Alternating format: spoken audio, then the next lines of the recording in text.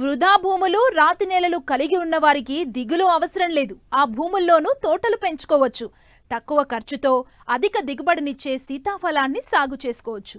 అడవులు రాతి గుట్టల్లోనే కాకుండా పొలాల్లో అంతర పంటగా కూడా వేసుకోవచ్చు. అయితే అధిక దిగుబడులు మాత్రం పొందాలంటే కొద్దిపాటి యాజమాన్య పద్ధతులు పాటించాలని సూచిస్తున్నారు వెంకటరామన్నగూడెం కృషి విజ్ఞాన కేంద్రం శాస్త్రవేత్త వెంకట సతీష్.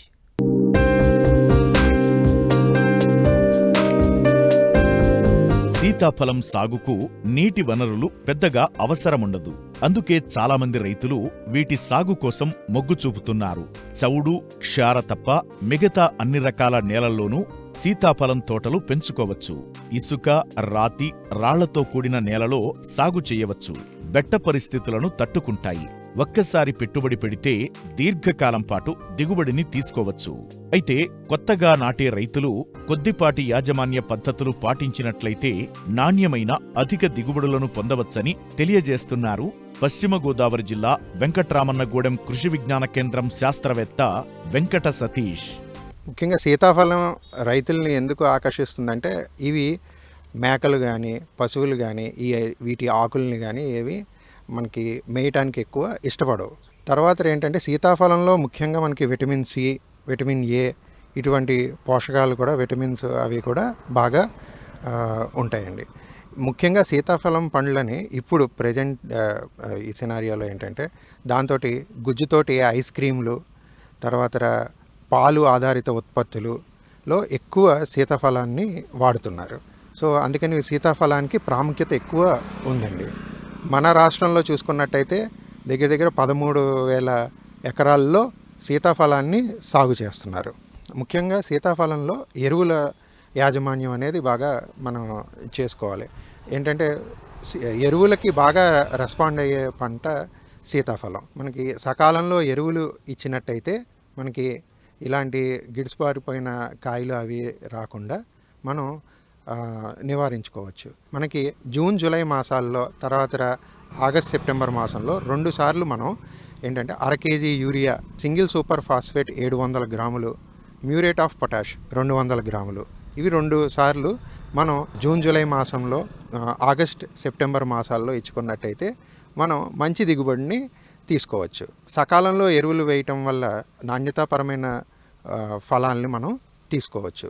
ఇంతే కాకుండా మనకి నత్రజని బాగా రావడానికి ఎజిటోబ్యాక్టర్ని 250 గ్రాములు ప్రతి చెట్టుకి మనం వేసుకున్నట్టయితే దిగుబడి కూడా బాగా వస్తుంది. సుమారుగా చెట్టుకి మనం ఇచ్చే పోషణను బట్టి 100 సీతాఫలాలు, 100 పళ్ళు కూడా మనం తీసుకోవచ్చు. ముఖ్యంగా దీన్ని గ్రాఫ్టింగ్ పద్ధతిలో మనకి అంటుగడతారండి. సో మనం విత్తనాలు మనం తీసుకున్న వెంటనే నాటకూడదు, అది నాటిన మొలకెత్తవండి. సో అందుకని 2 నెలల పాటు మనం పక్కన పెట్టుకొని దాని తర్వాత నాటుకున్నట్టయితే మొలకలు అవి కూడా బాగా వస్తాయి. పెన్సిల్ థిక్నెస్ ఉన్న రూట్ స్టాక్ను మనం సెలెక్ట్ చేసుకొని మనకి తర్వాత మనం తీసుకునే వెరైటీ బాలానగర్ అయితే బాలానగర్ దాన్ని తీసుకొని మనం గ్రాఫ్టింగ్ అంటు అనేది కట్టుకోవాలి. అంటు కట్టిన 4 నెలల తర్వాత సుమారు 100 రోజుల నుంచి 120 రోజుల తర్వాత మనం ప్రధాన పొలంలో నాటుకోవచ్చు.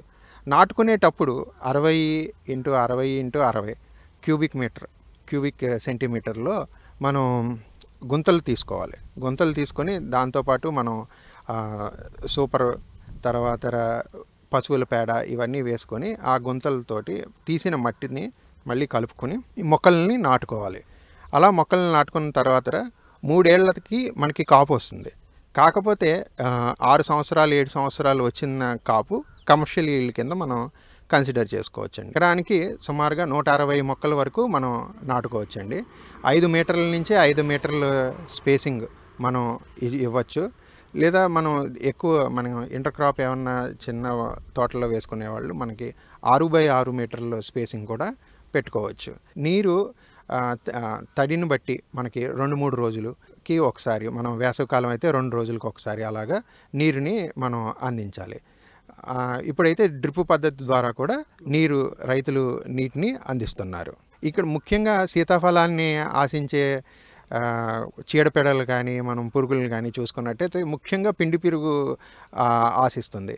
ఇది ఏం చేస్తుందంటే కాయల్ని ఆశించి దాని చుట్టూ కూడా మనకి తెల్లటి పొరని అమరుస్తుంది. దాంట్లో పిల్ల పురుగులు, తర్వాత తల్లి పురుగులు కూడా ఉంటాయి. సో దీనిని మనం సమర్థవంతంగా నివారించాలంటే మనకి సోప్ వాటర్ కానీ లేదా షాంపూ వాటర్తో ఫస్ట్ ఒక స్ప్రేయింగ్ చేసుకొని దాని తర్వాత మనం క్లోరిపైరిఫాస్ 1.5 ml 1 లీటర్ నీటికి మనం కలిపి పిచికారీ చేసుకున్నట్టయితే మనం దీన్ని సమర్థవంతంగా మనం నివారించవచ్చండి. ఇంతేకాకుండా దీంట్లో ఆకుమచ్చ అనేది వస్తుంది.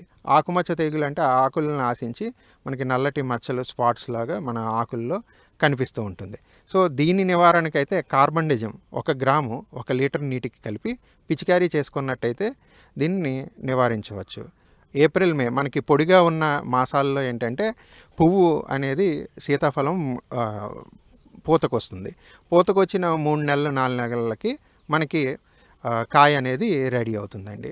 ముఖ్యంగా వినాయక చవితి వచ్చేసరికి బాగా అంటే కాయలు అనేది మనకి రెడీ అవటం అనేది జరుగుతుంది.